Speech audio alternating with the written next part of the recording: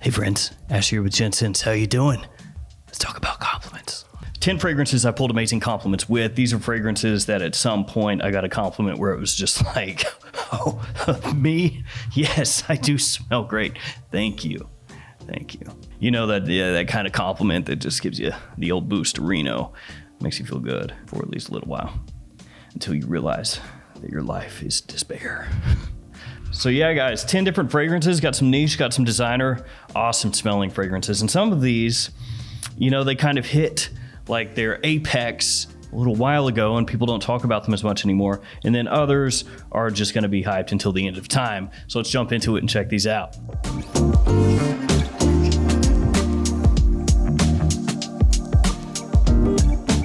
And I'm gonna link each one of these in the description below, and I'm gonna preemptively say that one of these is on twistedlily.com. Save yourself 10% with code GENTS10. That's for the whole website. That's preemptive. I'll let you know what it is when we get to it. Although if you've watched my channel for a while, you might already know what it is. First up, Yves Saint Laurent. Why live? Live. Why live? Citrus, tonka, orange blossom. It does have an Invictus kind of smell to it. It's got a little bit of that sweetness, that bubblegum sweetness that everybody talks about with Invictus, but I really like it. Yeah, it's kind of interesting. One of those fragrances that maybe you think wouldn't work for you, and yet it does really, really well. Now, I'm not going to get into a story with each and every one of these fragrances or anything because that would take way too long, but with this one, when it first came out, I thought it had that potential for being just a compliment monster. Of course, why Eau de Parfum, everybody knows that that is just a destroyer of worlds as far as pulling positive attention. Why Live's right there with it. A little more youthful, but anyway, I'm getting sidetracked. So I had this fragrance and I was going to actually a salon that my wife's best friend owns. And when I walked in the front door, like as soon as I came in, apparently this thing was projecting like crazy. The girl at the front desk was just like, what are you wearing? That smells awesome. This is one of those deals where I left the house, you know, drove to the salon and had this on for a minute, and it still was just projecting and apparently smelling awesome. So as I wore it more and more, I just kept getting these huge compliments, just always. It was crazy. At the office, whether I was out and about, whether we were going out downtown or something, it worked. And so Why Live? That's one of the fragrances that will always be ingrained into my mind. It's just a compliment beast, because when I first got that in and was first wearing it, it was lights out. Now this next one, probably not one you'd think of. It's a little bit different. And by a little bit different, I mean a lot different. It's from LALIQUE, and it's ENCRE Noir à l'Extrême. Now this is about like the polar opposite of Why Live. That one's youthful, it's sweet, it's like I said, a little bubblegummy. This one isn't. Well, I mean, it's a little sweet, but it's not the other things. The sweetness in here comes from benzoin. So it's deep, it's rich, it's warm.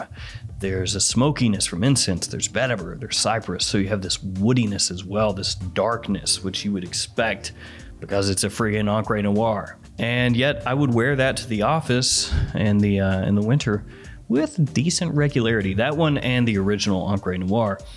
And more than once, believe it or not, with that scent, I was stopped at the office, you know, passing somebody in the hallway, and would just be like, what are you wearing? You know, just kind of like taken aback, like I've never smelled anything like that before. And they'd get really close, like this close.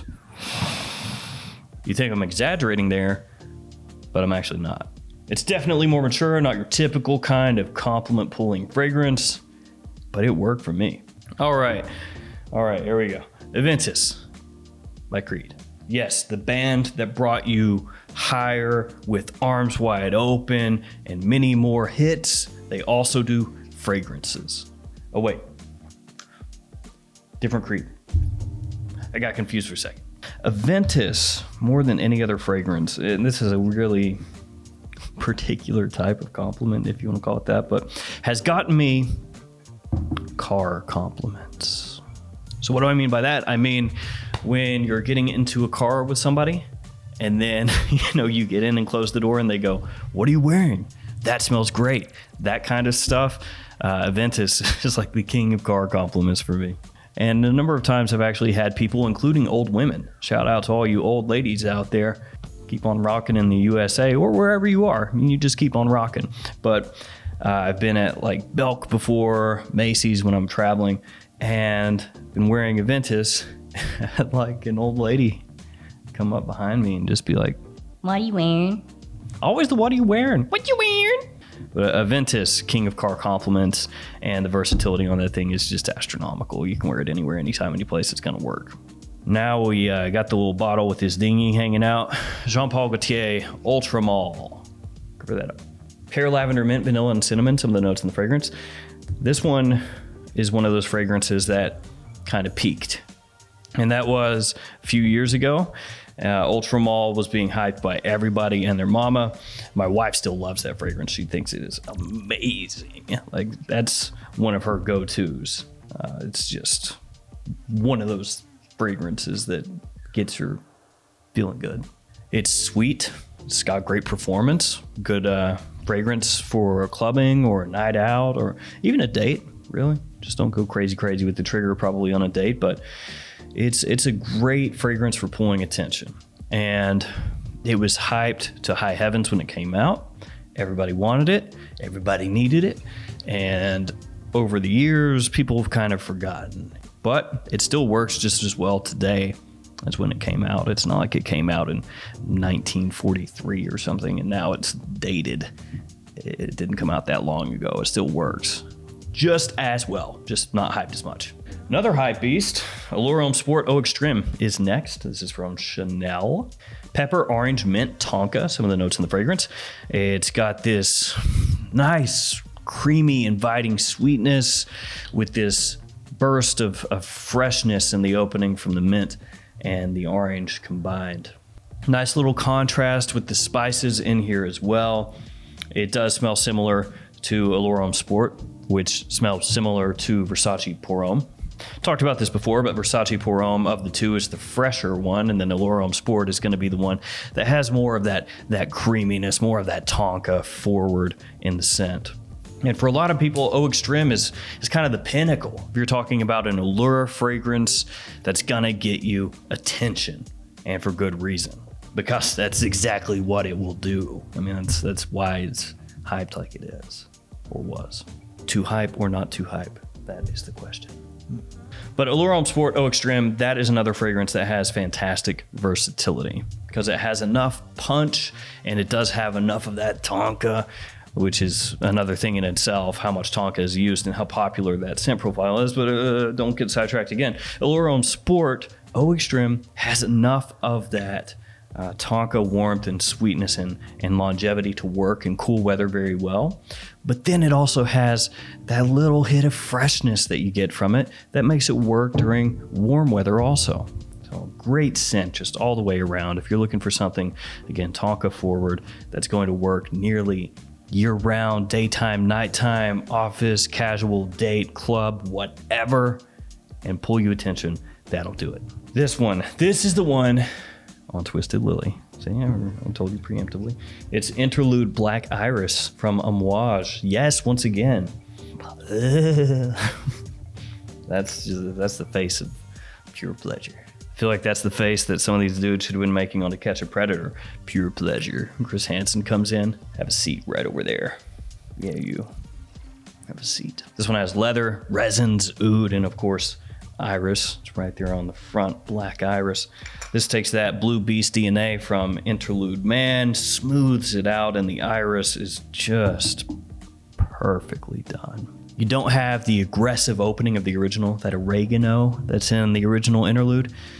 Yeah, that one hit the road, so people don't have to worry about that too much. That could really turn some people away before it gets to the good stuff. And that's a fragrance that my wife, again, head over heels in love with, and it surprised my pants off. I thought she was not going to dig that at all. She smelled it and was just like, whoa, I love it. I'll take it. Let's talk about another hype beast of days gone by, days of yore. 1821 man-made sweet tobacco spirits. Remember this one? Heck of a name. Can't just call it 1821 sweet tobacco. Nah, 1821 man-made sweet tobacco spirits. This one puts me in a very particular frame of mind because I remember when this was brand new. I remember everyone talking about it, just saying how you gotta get it. And it's a little bit similar to Back to Black from by Killian. So it's got a little bit of that kind of vibe to it. It's got vanilla, tonka, woods, fruit, red wine. That's some of the notes in the fragrance. You could lump this in the same family, same style of scent as something like Pure Havana. And that was a scent that I wore heavily when it was new. I thought, man, this is really good. I'm a sucker for tobacco, sweet tobacco scents. Yeah, I'm a sucker. They put sweet tobacco right on the label, man. It's, what am I gonna do? I gotta wear it. And it's really good, surprisingly good. You may have never heard of 1821. This is the only scent that they have right now. But if you like sweet tobacco scents, pick it up for 40, 50 bucks, killer. Next up, gotta have one of these. Got to. Could have been the Eau de Toilette, but it's gonna be Sauvage Eau de Parfum from Dior. Bergamot, vanilla, ambroxan, lavender, you know the drill. Sauvage. You don't need to say too much. I mean, Dior Sauvage is one of the best compliment pulling fragrances on the market, period, hard stop. Most people gravitate toward the Eau de Toilette, which is a great release, again, for versatile, people-pleasing, compliment-pulling purposes. It crushes that, crushes it. The Eau de Parfum, a little bit smoother, amped up vanilla, not as much of that metallic ambroxan in the opening, but still very much intact with that Sauvage DNA from the original. The Eau de Toilette for me actually performs a little bit better as far as projection. It's a little bit louder. The Eau de Parfum is still a great performing fragrance, but a little bit softer, ever so slightly, compared to the EDT. And Sauvage Eau de Parfum was one of those scents where if I was going to a business meeting or just to the office or out and about, and I wanted something that was, going to be appealing to basically everyone, just kind of a dumb reach fragrance, boom. And then we've got this bad boy from Le Labo, Bergamote 22. And this one was compounded 4/13/17 in Chicago by Carlos. Thanks, Carlos in Chicago. Bergamote 22 has one of my favorite citrus openings of all time. It's right up there with Neo from Xerjoff. It is really, really, really good. Le Labo is a company that some people like to crap on for being a niche fragrance house. Some people think they play it too safe or whatever. But I think that they make great wearable scents, typically with high versatility, great wearability, and likability. Lots of abilities here. They're a little bit expensive, but again, it's niche, like what are you expecting? And it's the aesthetic of the brand as well. And Bergamote 22 for me is still my personal favorite. It's the first one I really got into from the house. I bought decants of it until I could splurge and get myself a bottle, and I don't regret it a bit. Spring, summertime, it's a really nice scent. Sure, the dry down's not as pleasant as the opening, not as attention grabbing as the opening, but the way that bergamot and grapefruit and orange blossom smell coming together is just magic in this thing for me. All right, last but not least, La Nuit de l'Homme, the Eau de Toilette from Yves Saint Laurent. Cardamom, lavender, cedar, bergamot, some of the notes in the fragrance. Again, kind of like Sauvage. What can you say? It's La Nuit de l'Homme. Just about everybody has smelled it, and the vast, overwhelming majority of people will agree. That smells really good, especially in the opening with that cardamom. Oh man, attention grabbing times 10. It's a great scent profile, great DNA. It's got a lot of flankers, some better than others. The new La Nuit de l'Homme Blue Electrique I like a lot because it stays true to the DNA of the original, just with a fresher, modern twist. Obviously, it's a big time date night fragrance, night out fragrance. The performance is not fantastic, but it smells so good, I don't even care. And if you can find one, it's kind of cool to get one of the old art bottles of La Nuit de l'Homme. This is one that I have myself. I picked this up probably 4 or 5 years ago. Probably 5, I don't know. They did make a number of different art bottles for La Nuit de l'Homme. You can look them up if you're interested, just Google it. And the cool thing about that is if you do get one of these art bottles, collector's edition bottles of La Nuit de l'Homme, you know exactly what year your bottle is from. All right, my friends, 10 fragrances. I've pulled amazing compliments with each one of these. Certified compliment beast for me. Yes, even this one. Let me know in the comments some of the fragrances that you've gotten your best, your absolute best compliments wearing. Thank you guys for hanging with me. Thank you for your support. Stay safe out there. See you guys tomorrow with another fragrance video. See you later.